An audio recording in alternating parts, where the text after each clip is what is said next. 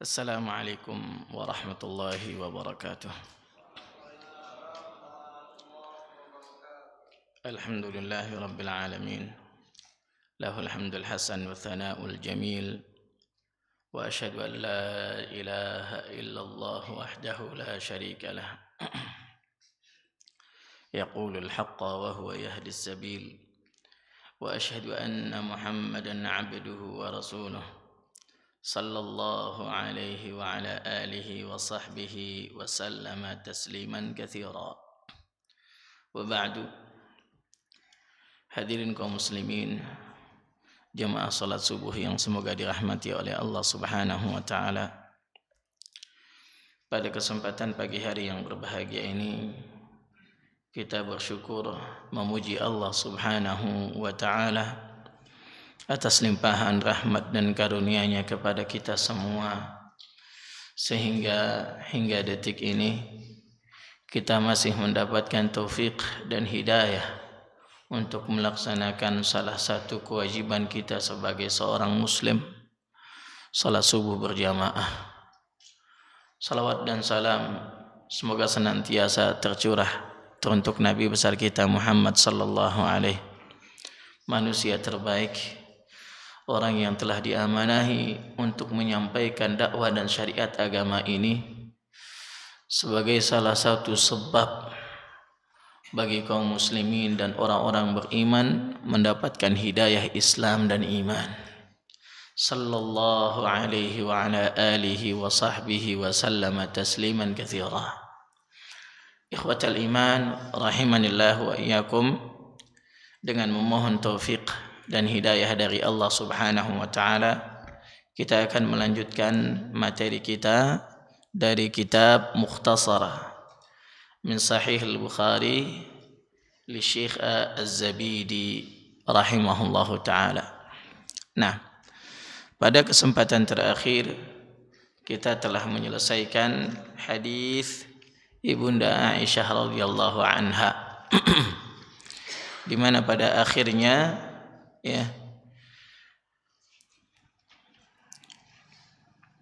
Waraqah ibnu Naufal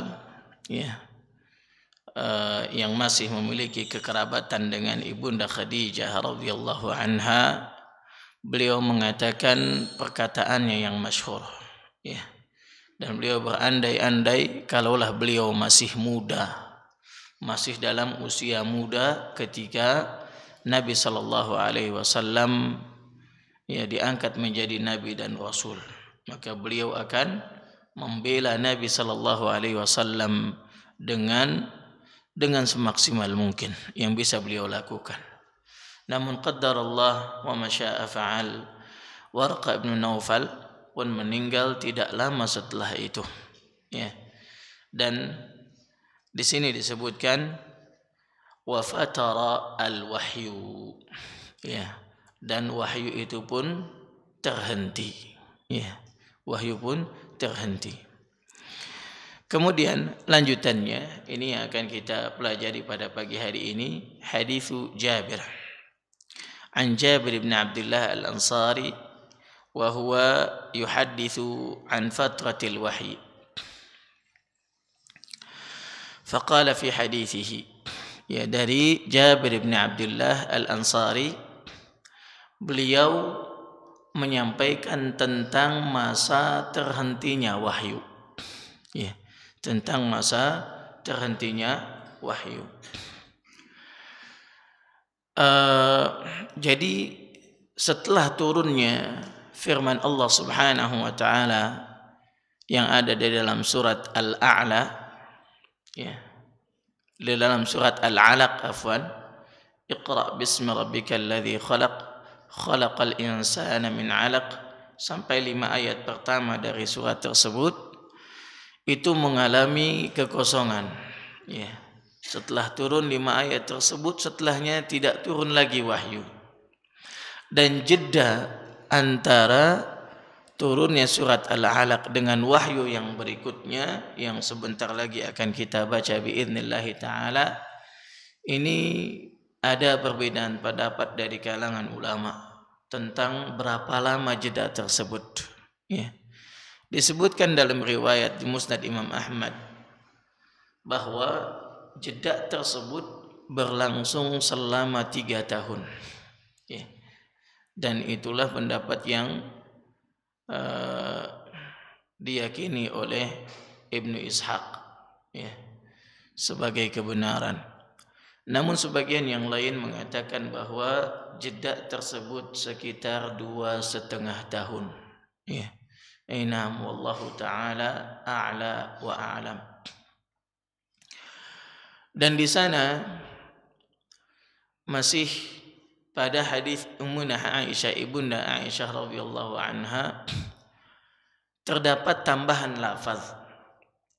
Dan tambahan lafaz itu tidak disebutkan dalam bab yang pertama ini oleh Imam Al-Bukhari, namun disebutkan di dalam kitab At-Ta'bir. Ya, kitab At-Ta'bir, ya, tentang tafsir mimpi. Di mana Imam Al-Bukhari rahimahullahu taala menyebutkan tambahan bahwa ketika wahyu itu terhenti, Nabi bersedih, ya, dengan kesedihan yang besar, sampai-sampai Nabi sallallahu alaihi wasallam menaiki tebing yang tinggi untuk menerjunkan dirinya dan bunuh diri. Di dalam lafaz tersebut, saking beratnya, ya, tekanan mental yang ada pada diri beliau dikarenakan terhentinya wahyu. Namun setiap kali Nabi hendak melemparkan dirinya atau menerjunkan dirinya dari tebing yang tinggi itu atau dari gunung yang tinggi itu, datanglah Jibril yang mengatakan, "Ya Muhammad, innaka la Rasulullahi haqqah." Wahai Muhammad, sesungguhnya engkau benar-benar utusan Allah. Maka setiap kali datang Jibril, tenanglah hati Nabi sallallahu alaihi wasallam dan beliau pun mengurungkan diri dari melakukan bunuh diri tersebut. Namun ikhwah, ya, meskipun riwayat ini disebutkan oleh Imam Al-Bukhari rahimahullahu taala di dalam kitab sahihnya, kata Al-Hafidz Ibnu Hajar rahimahullah, tambahan ini merupakan tambahan dari perkataan Imam Zuhri. Ya. Karena itu melalui jalan periwayatan dari Ma'mar dari Zuhri.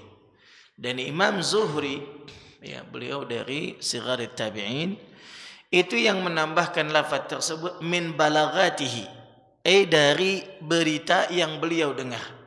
Ya. Dari berita yang beliau dengar tanpa menyebutkan sanad. Ya. Makanya Al-Hafidz Ibnu Hajar rahimahullahu taala menyebutkan bahwa ini adalah perkataan yang mudrajah.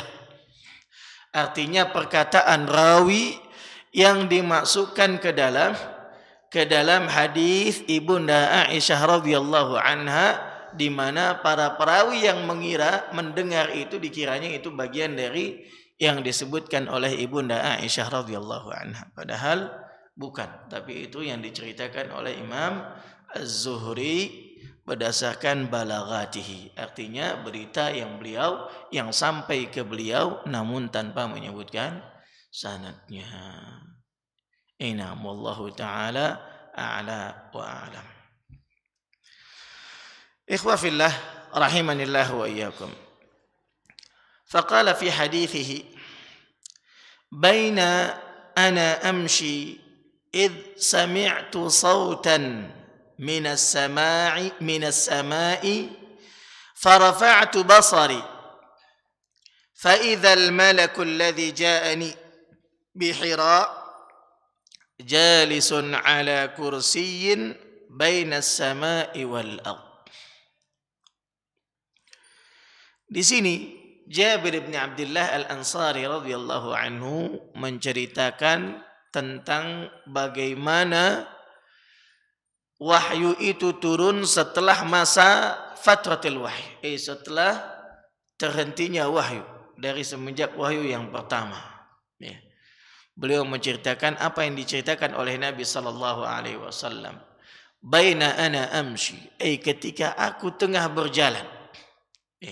Ketika aku tengah berjalan, kata Nabi sallallahu alaihi wasallam, id sami'tu sautan minas sama, ketika aku mendengar suara dari langit, farafa'tu basari, maka aku mengangkat penglihatanku. Dalam satu riwayat disebutkan farafa'tu ra'si, aku mengangkat kepalaku, melihat ke langit. Fa idzal malakul ladzi ja'ani bi Hira jalisun ala kursiyyin baina as-sama'i wal ardh. Maka ketika itu aku dapati malaikat yang datang kepadaku di gua Hira, dia tengah duduk di atas kursi yang terletak antara langit dan bumi. Terletak antara langit dan bumi. Di sini disebutkan bahwa Jibril tengah berada di atas kursi, tengah duduk di atas kursi yang terletak antara langit dan bumi. Nabi melihat pemandangan yang belum pernah beliau lihat ketika itu. Maka Nabi mengatakan faru'ibtu minhu, seketika aku pun takut melihat pemandangan yang dilihatnya, yaitu malaikat Jibril yang tengah duduk di atas kursi antara langit dan bumi. Dalam riwayat yang lain Nabi sallallahu alaihi wasallam menceritakan bahwa malaikat Jibril memiliki 600 janah, memiliki 600 sayap. Kalau burung sayapnya 2, malaikat Jibril sayapnya 600. Bagaimana bentuknya? Wallahu taala a'la wa alam. Bahkan disebutkan dalam riwayat yang lain bahwa Jibril menutupi ufuk, menutupi langit yang terlihat oleh Nabi sallallahu alaihi wasallam. Bagaimana besarnya malaikat Jibril ketika itu. Ikhwah fillah rahimanillahu wa iyyakum. Faraja'tu faqultu zammiluni fa anzalallahu ta'ala ya ayyuhal muddaththir qum fa'anzir ila qawlihi warujza fahjur fahamyal wahyu wa tataba'. Maka kata Nabi sallallahu alaihi wasallam, aku pun kembali. Nabi SAW pulang ke rumahnya, dan aku katakan kepada istrinya, zammiluni. Artinya zammiluni, selimuti aku. Fa anzalallahu ta'ala ya ayyuhal muddaththir. Maka Allah Subhanahu wa taala menurunkan firman-Nya, ya ayyuhal muddaththir, wahai orang yang berselimut. Pada riwayat ini disebutkan bahwa Nabi sallallahu alaihi wasallam mengatakan kepada istrinya, zammiluni. Namun di sana dalam riwayat lain, dan riwayat ini juga disebutkan oleh Imam Al-Bukhari dalam kitab tafsir, dalam kitab sahihnya, dengan kata dathiruni. Dalam Sahih Muslim juga disebutkan dengan lafaz dathiruni. Dan Imam Az-Zarkashi rahimahullahu taala mengatakan bahwa lafaz dathiruni ini yang lebih cocok, seharusnya dibawakan karena sesuai dengan ayat yang turun, yaitu ya ayyuhal muddaththir. Namun adanya lafaz tersebut, lafaz yang mengatakan zammiluni, ini menunjukkan bahwa makna dari kata ya ayyuhal muzammil itu sama dengan kata ya ayyuhal muddaththir. Wahai orang yang berselimut. Kedua-duanya maknanya adalah orang yang berselimut, di mana yang dimaksud di situ adalah Rasulullah sallallahu alaihi wasallam. Nah, ya ayyuhal muddaththir qum fa'anzir. Wahai orang yang berselimut, berdirilah dan berilah peringatan. Ya. Qum fa'anzir wa rabbaka fakabbir wa thiyabaka fatahhir, ya, wa rujza fahjur. Allah Subhanahu wa taala pada awal ayat ini memerintahkan kepada Nabi sallallahu alaihi wasallam untuk berdiri, ya, bangkit dari tempat tidurnya dan memberikan peringatan. Kata para ulama, peringatan itu diberikan kepada orang-orang yang belum beriman. Diberikan kepada orang-orang yang belum beriman. Karena saat itu memang kebanyakan manusia belum beriman. Kalaupun ada maka masih Sayyidah Khadijah radhiyallahu anha. Baru beliau saja. Nah, maka Nabi sallallahu alaihi wasallam diperintahkan untuk memberikan peringatan kepada kaumnya, di mana kebanyakan mereka adalah belum beriman. Karena kalau untuk orang yang beriman lebih tepatnya adalah dengan at-tabsyir, yaitu berita gembira. Ini yang disebutkan oleh ahlul ilmi. Kenapa dikatakan qum fa'anzir? Nah, wallahu taala a'la wa a'lam. Wa rabbaka fakabbir wa thiyabaka fatahhir wa rujza fahjur. Ya, dan Nabi sallallahu alaihi wasallam juga diperintahkan untuk mengagungkan Allah, ya, dan mensucikan pakaiannya. Thiyabaka fatahhir. Pakaian seperti yang kita ketahui yang dipakai oleh manusia untuk menutupi aurat. Namun di sana ada ulama mufassirun juga yang menafsirkan kata thiyabaka, pakaianmu adalah nafsak, yaitu jiwamu. Ya. Sucikanlah dirimu, sucikanlah jiwamu dari segala macam kotoran syirik maupun maksiat. Ya. Nah, warujza fahjur. Adapun kata-kata arujza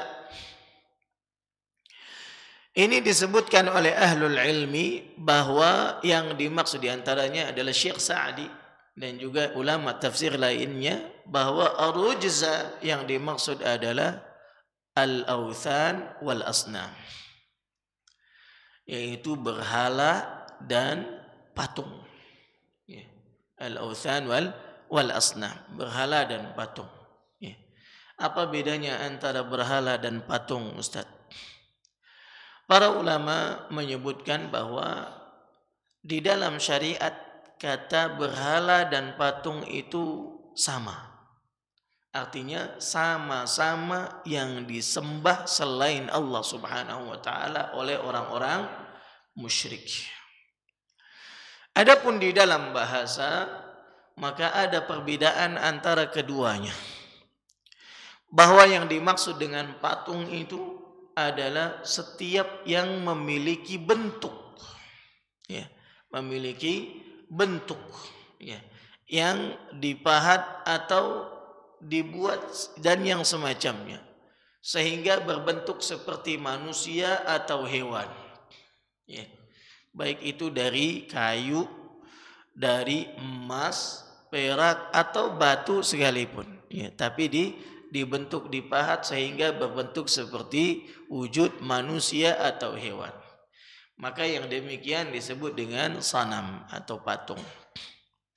Adapun wasan, berhala, maka dia mencakup seluruh yang disembah selain Allah, baik memiliki bentuk maupun tidak. Ya. Seperti apa? Misalnya pohon saja, pohon besar. Ya. Maka itu kalau disembah selain Allah juga disebut dengan wathan. Batu besar juga demikian. Bila dikeramatkan juga disebut dengan wathan.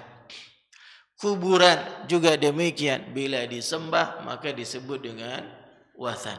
Dan seterusnya. Wallahu ta'ala a'la wa a'lam.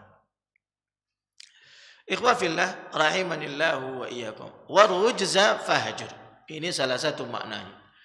Ada juga ulama yang mengatakan bahwa yang dimaksud dengan rujza di sini adalah setiap perbuatan yang buruk. Setiap perbuatan yang buruk. Karena asal makna dari kata arujz atau rijz itu adalah azab. Artinya yang menyebabkan seseorang mendapatkan azab dari Allah Subhanahu wa taala. Maka perbuatan yang menyebabkan seseorang mendapatkan azab dari Allah ini mencakup semuanya, baik kesyirikan maupun kemaksiatan yang di bawah daripada kesyirikan. Ya. Artinya perintah di sini untuk meninggalkan ar-rujza adalah perintah untuk meninggalkan segala macam keburukan, baik itu kesyirikan maupun baik yang dimaksud dengan keburukan di sini adalah dosa syirik maupun dosa yang lainnya yang masih di bawah kesyirikan. Wallahu ta'ala a'la wa a'lam. Fahamyal wahyu wa tataba'. Maka setelah turunnya surat Al-Mudaththir, kathura al-wahyu wa tataba'. Barulah setelah itu turun wahyu yang banyak dan terus menerus kepada Nabi sallallahu alaihi wasallam. Ikhwafillah rahimanillah wa iyyakum. Jadi dalam membaca kitab hadis ini adalah kesempatan yang sangat berharga bagi penuntut ilmu untuk memperbanyak salawat atas Nabi sallallahu alaihi wasallam. Jadi setiap kali disebutkan nama qala Rasulullah, kita mengucapkan apa? Sallallahu alaihi wasallam. Jangan bosan untuk mengucapkan salawat, karena di antara yang disebutkan oleh Nabi sallallahu alaihi wasallam, orang yang paling pelit adalah yang ketika mendengar namaku namun dia tidak bersalawat atasku. Jangan sampai kita orang yang paling pelit. Nah, ikhwafillah rahimanillahu wa iyyakum. Kemudian hadis berikutnya an Ibnu Abbasin fi qaulihi ta'ala la tuharrik bihi lisanaka lita'jala bih, yaitu tentang riwayat dari Ibnu Abbas. Kita tahu bahwa Abbas bin Abdul Muttalib adalah pamannya Nabi sallallahu alaihi wasallam. Dan Abbas di sini radhiyallahu anhu memiliki banyak anak. Anaknya banyak. Namun ketika disebutkan secara mutlak Ibnu Abbas, anaknya Abbas, maka yang dimaksud oleh ulama tersebut adalah siapa? Abdullah bin Abbas. Dan Abdullah bin Abbas ini termasuk dari 4 abadilah.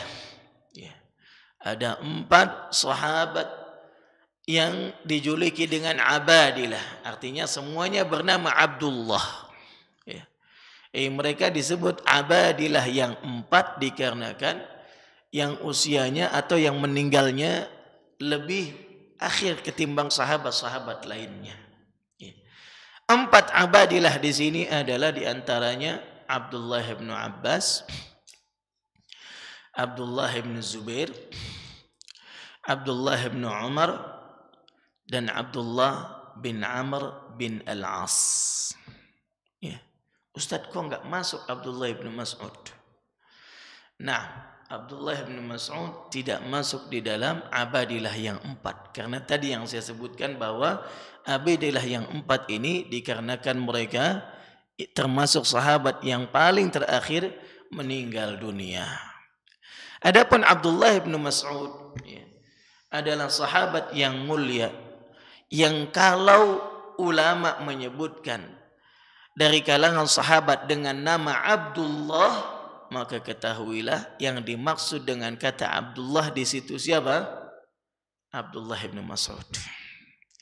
Nah, yang dimaksud dengan Abdullah kalau disebutkan secara mutlak tanpa menyebutkan belakangnya, maka ketahuilah yang dimaksud di situ adalah Abdullah ibn Mas'ud radhiyallahu anhu. Taib. An Ibnu Abbas, yang dimaksud adalah Abdullah ibn Abbas radhiyallahu anhuma. Beliau adalah sahabat yang mulia yang dijuluki dengan Habru al-Ummah. Kata habr di sini adalah julukan untuk seorang alim dari kalangan Yahud. Ya, habr, gitu ya. Namun ungkapan itu diberikan kepada Abdullah bin Abbas dikarenakan luasnya ilmu beliau. Ya. Nah, meskipun beliau ketika Nabi SAW meninggal dunia termasuk yang masih kecil, ya. Artinya baru usia belasan, ya. Namun beliau memiliki keilmuan yang luar biasa dikarenakan kegigihan beliau dalam menuntut ilmu. Ya. Artinya beliau ketika masih kecil itu belum banyak yang didengar langsung dari Nabi SAW. Namun setelah Nabi meninggal dunia, beliau banyak mendatangi para sahabat. Ya. Bahkan rela menunggu di luar rumah sahabat tersebut. Di tengah hembusan angin yang dingin di musim dingin. Hanya untuk apa? Mendengar sabdanya Nabi SAW yang pernah didengar oleh para sahabat. Ikhwafillah rahimanillahu wa iyyakum. Jadi untuk mendapatkan ilmu itu butuh usaha. Seseorang mengambil sebab. Padahal Abdullah bin Abbas adalah sahabat yang mulia yang pernah didoakan oleh Nabi SAW dengan doa yang masyhur, Allahumma faqihhu fid din wa 'allimhu ta'wil. Ya, Nabi pernah mendoakan Abdullah bin Abbas dengan doa, ya Allah, faqihhu fid din, berilah dia pemahaman dalam agama. Wa 'allimhu ta'wil, dan ajarkan kepadanya tentang tafsir. Itu tafsir Al-Qur'an. Ya. Kalau orang didoakan oleh Nabi SAW dan yakin bahwa apa yang didoakan oleh Nabi pasti diijabah oleh Allah Subhanahu wa taala, kira-kira bagaimana? Dia ngambil sebab yang lain atau tidak? Nah, bisa jadi kalau orang yang tertipu, ya, maksudnya tertipu di situ adalah yang lalai, lengah, ya, tidak terpikir pada dirinya untuk mengambil sebab untuk mendapatkan ilmu itu, maka dia bersandar kepada doa itu saja. Dan ini tidak mungkin seseorang akan mendapatkan ilmu. Ya. Maka ilmu itu didapat dengan at-ta'allum. Al-ilmu bit-ta'allum wal-hilmu bit-tahallum. Ilmu itu didapat dengan belajar. Sebagaimana sifat karakter yang bijaksana juga didapat dengan melatih diri untuk bisa bersikap bijaksana dan santun. Jadi butuh yang namanya proses belajar. Makanya kata Nabi, talabul ilmi fariidatun ala kulli muslim. Menuntut ilmu itu wajib bagi setiap muslim. Jadi ini merupakan seharusnya jadi pelajaran bagi kaum muslimin. Jadi kalau mau dapat ilmu maka belajar. Bukan hanya mengandalkan mimpi, gitu kan? Ayo mimpi, berharap mendapatkan ilmu ladunni. Ya salam, ilmu yang langsung datang dari Allah Subhanahu wa taala. Bangun tidur langsung punya ilmu yang luas. Ada Allahul musta'an. Sehingga ketika ada orang yang mengaku dapat ilmu lewat mimpi dan yang semacamnya, dan terkadang mimpinya itu menyimpang dari tuntunan syariat agama, akhirnya muncul banyak kerusakan. Wallahul musta'an. Ya, orang-orang yang seperti demikian, mereka nggak mau belajar. Ya, maunya apa? Jalan singkat aja. Ya, ngafalin apa? Baca wirid sampai sekian ribu dan lain sebagainya, sampai capek, ngantuk-ngantuk dan lain sebagainya, berharap untuk mendapatkan ilmu. Ya, ilmu tidak dapat, pahala pun tidak dapat. Yang dapat adalah dosa karena dia melakukan amalan yang menyelisihi dari yang diajarkan oleh Rasulullah sallallahu alaihi wasallam. Ikhwah fillah rahimanillahu wa iyyakum. Jadi ilmu itu adalah sesuatu yang sangat mulia. Ya. Bahkan Allah katakan kepada nabinya, wa qur rabbi zidni ilma, ya Rabb tambahkan bagiku ilmu. Ya. Nabi diperintah untuk meminta tambahan, yaitu tambahan ilmu. Ya. Oleh karenanya siapa saja yang ingin mendapatkan ilmu yang bermanfaat, maka hendaklah dia mengambil sebabnya. Di antara sebabnya adalah dengan at-ta'allum, belajar. Ya. Makanya di antara ayat yang turun pertama kali kepada Nabi SAW adalah Iqra' bismi rabbikal ladzi khalaq. Bacalah dengan menyebut nama Tuhanmu yang telah menciptakan. Ikhwah fillah rahimanillahu wa iyyakum. Fi qouli ta'ala la tuharrik bihi lisanaka lita'jala bih. Jangan engkau menggerakkan lisanmu ya, untuk menyegerakan dengannya. Ya. Artinya Nabi sallallahu alaihi wasallam ketika turun wahyu, Nabi buru-buru mengikuti lafaz yang diucapkan oleh malaikat Jibril dengan menggerak-gerakkan lisannya, ya, supaya cepat hafal dan cepat bisa. Ya. Namun ini dilarang oleh Allah subhanahu wa ta'ala. Qal kana Rasulullah sallallahu alaihi wasallam yu'aliju min at-tanzil shiddah wa kana mimma yuharriku shafatayhi.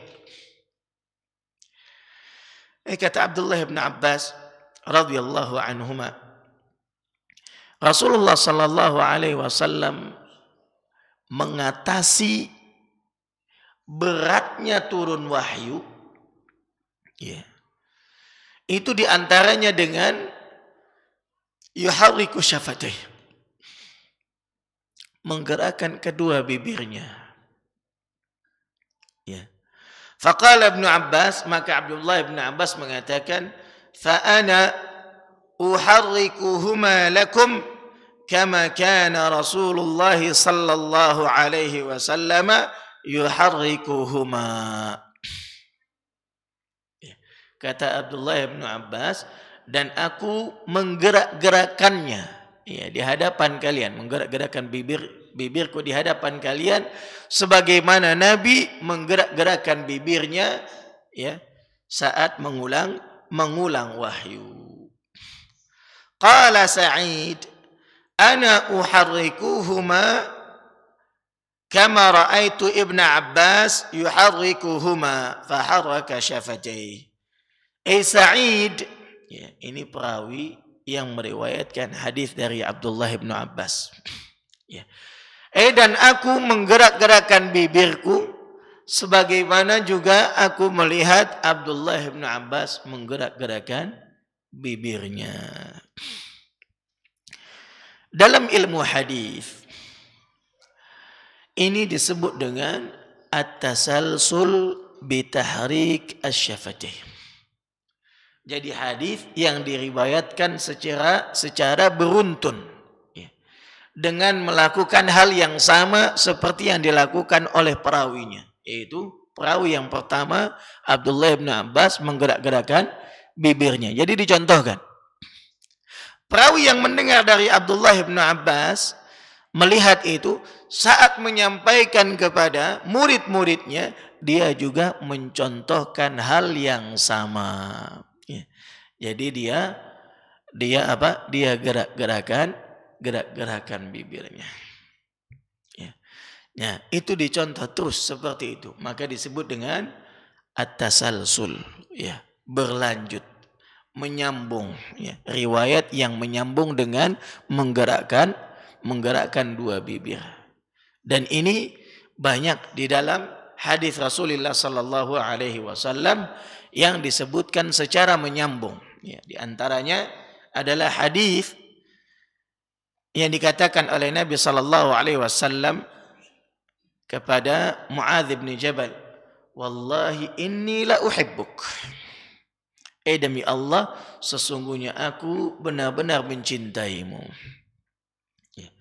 Ini ketika diriwayatkan oleh perawi yang setelahnya juga disebutkan dengan kalimat yang sama saat dia bilang kepada muridnya, "Wallahi inni la uhibbuk."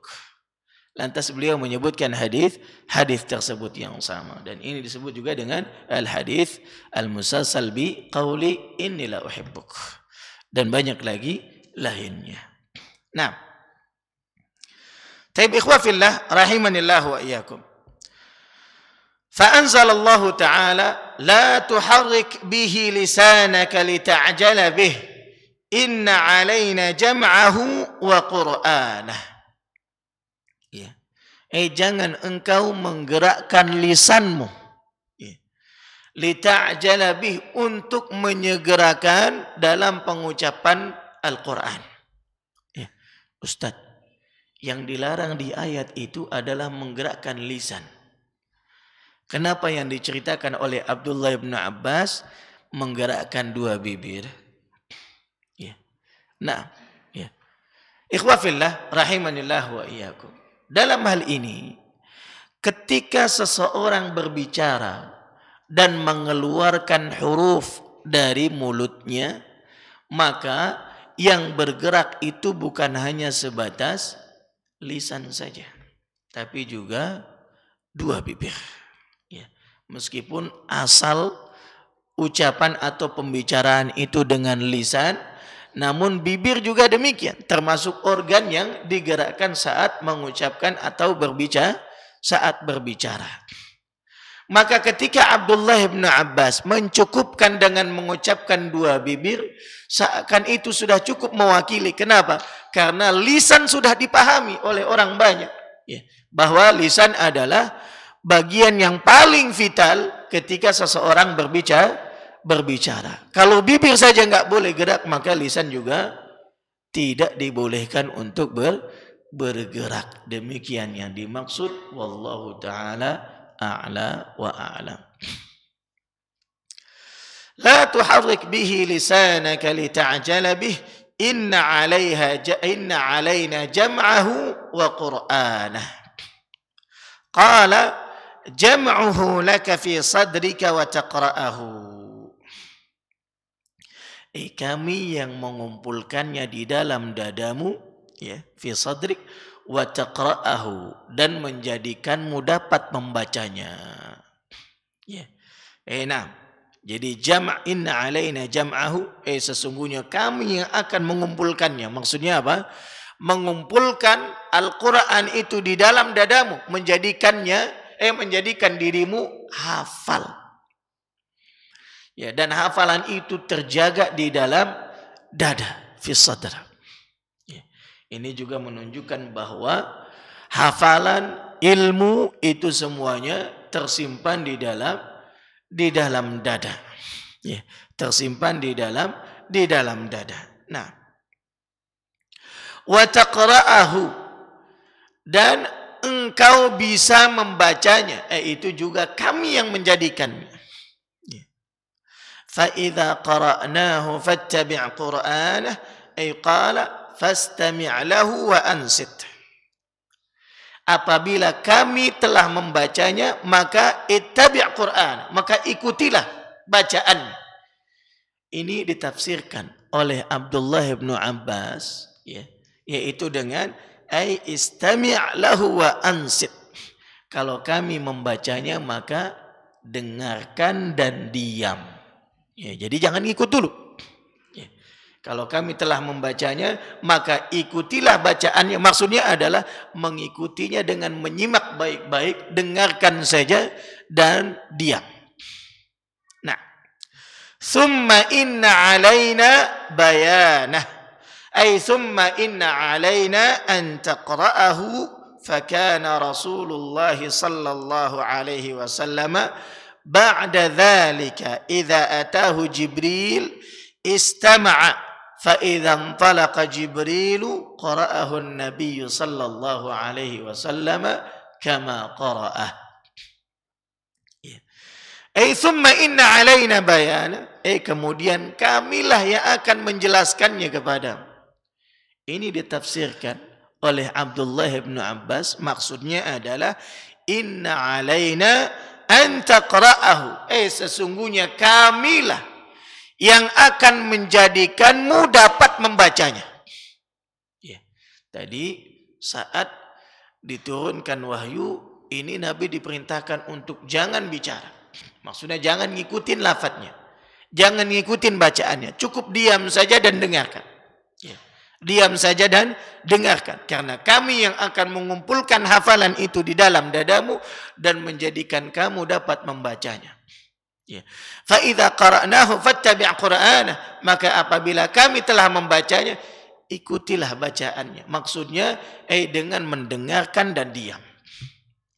Summa inna alaina bayanah, kemudian kamilah yang akan menjadikanmu dapat membaca. Maka kata Abdullah bin Abbas, maka Nabi SAW setelah itu, setelah turun ayat ini, Nabi setiap kali Jibril datang, maka Nabi hanya cukup mendengar saja, tidak mengikuti bacaan dan tidak menggerak-gerakkan bibir maupun lisannya.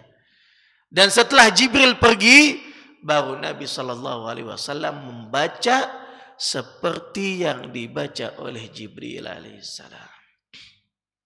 Subhanallah. Ikhwafillah rahimanillahu wa iyyakum. Ini yang ditafsirkan oleh Abdullah ibnu Abbas radhiyallahu anhuma. Dan di sana ada tafsiran yang lainnya. Naam, ada tafsiran yang lainnya di mana sebagian ulama mengatakan summa inna alaina bayanah, kemudian kamilah yang akan menjelaskannya kepadamu. Maksudnya menjelaskan makna arti kata yang tidak dipahami. Ini juga salah satu penafsiran daripada ayat ini yang disebutkan dari ulama tafsir lainnya. Wallahu ta'ala a'la wa a'lam. Ikhwafillah rahimanillahu wa iyyakum. Pada athar ini menunjukkan bahwa ketika seseorang mengambil sebab, ketahuilah bahwa yang menjadikan kita bisa membaca dan memahami apa yang sudah kita pelajari, hakikatnya hanya Allah Subhanahu wa taala. Sebagaimana Nabi SAW, beliau mengambil sebab. Ketika diajarkan, dibacakan oleh malaikat Jibril, Nabi SAW terburu-buru buru-buru langsung mengikuti apa yang dilafadzkan oleh malaikat Jibril. Karena khawatir terlewat dari ini. Namun hal ini dikatakan oleh Allah Subhanahu wa taala, jangan engkau gerak-gerakan. Artinya tidak usah terburu-buru, pelan-pelan. Tidak usah terburu-buru, jangan engkau ikuti, tapi cukup simak saja. Cukup simak saja, dengarkan saja, karena kami yang akan mengumpulkan hafalan itu di dalam dadamu, dan kami juga yang akan menjadikanmu dapat membacanya.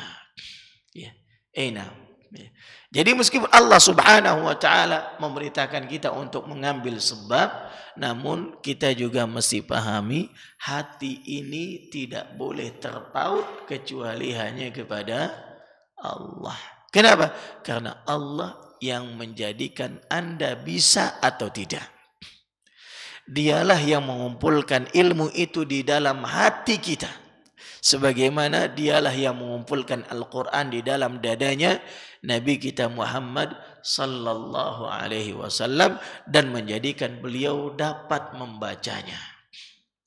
Ikhwafillah rahimanillahu wa iyyakum. Maka begitulah seharusnya para penuntut ilmu, mereka mengambil sebab namun memautkan hatinya hanya kepada Allah, menggantungkan hatinya hanya kepada Allah Subhanahu wa taala, karena yang menjadikan hati ini menjadi paham terhadap apa yang dipelajari, dapat hafal terhadap apa yang dia usahakan untuk menghafalnya, hanyalah Allah subhanahu wa ta'ala.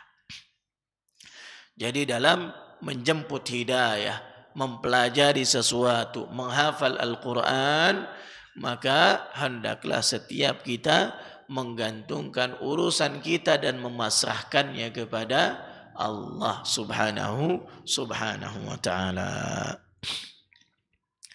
Ikhwa fillah rahimanillahu wa iyyakum. Wa anhu, dan darinya. Ya, siapa yang dimaksud dengan darinya di sini? Dari Abdullah bin Abbas. Ya, artinya Imam Bukhari menafsirkan riwayat yang berikut ini juga dari Abdullah bin Abbas. Ya. Di awal muqaddimah, ya, sudah kita baca pernyataan Al-Imam Az-Zabidi bahwa beliau akan mengikuti apa yang disebutkan oleh Imam Bukhari di dalam kitab sahihnya. Sesuai dengan penyebutan di sana, maka dia sebutkan juga di dalam Mukhtasar ini. Namun kata Syekh Abdul Karim Al-Khudair, pada riwayat ini, ya, Imam Az-Zabidi tidak menjaga atau tidak melakukan seperti yang beliau janjikan di mukaddimahnya. Ya, artinya beliau tidak menyebutkan seperti yang disebutkan oleh Al-Imam Al-Bukhari di dalam kitab sahihnya. Namun menyingkatnya dengan mengatakan wa anhu, dan darinya. Ya. Maka kata Syekh Abdul Karim Al-Khudair, ini termasuk yang di luar dari aglab. Artinya di luar dari kebiasaan Imam Zabidi, karena beliau mengatakan aglab fil aglab, kebanyakan beliau menyebutkan sesuai yang disebutkan oleh Imam Al-Bukhari, namun pada riwayat ini beliau tidak sesuai dengan hal tersebut, di mana beliau mencukupkan dengan mengatakan wa anhu, dan darinya. Aku pun meriwayatkan dari Abdullah bin Abbas. Qala kana Rasulullah sallallahu alaihi wasallam ajwadan nas, wa kana ajwadu ma yakunu fi Ramadan hina yalqahu Jibril, wa kana yalqahu fi kulli lailatin min Ramadan. Kata Abdullah bin Abbas radhiyallahu anhu bahwa Nabi sallallahu alaihi wasallam ajwadan nas, orang yang paling baik dan paling dermawan.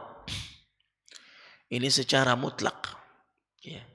Tidak diragukan lagi bahwa Nabi adalah manusia yang paling baik dan paling dermawan.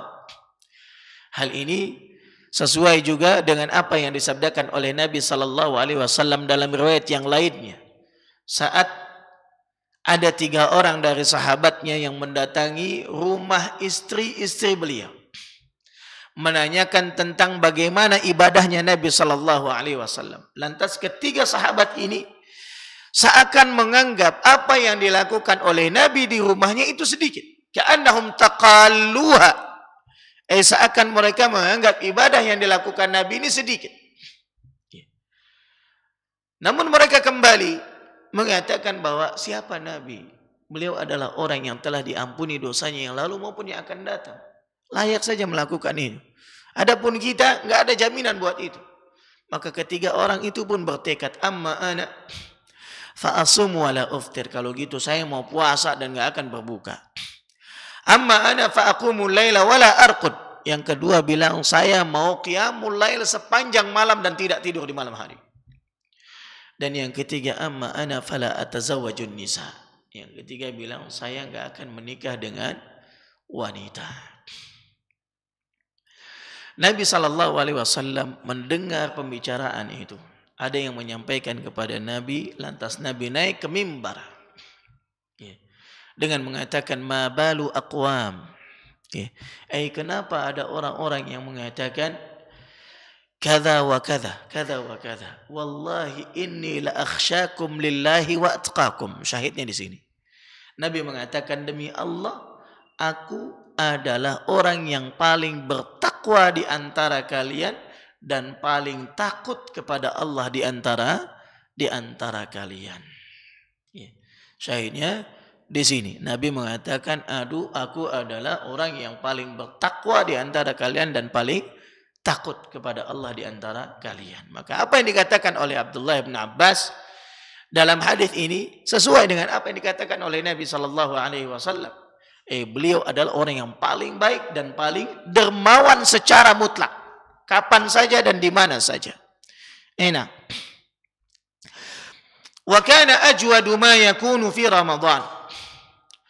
Dan kondisi di mana Nabi paling baik dan paling dermawan adalah di bulan Ramadan.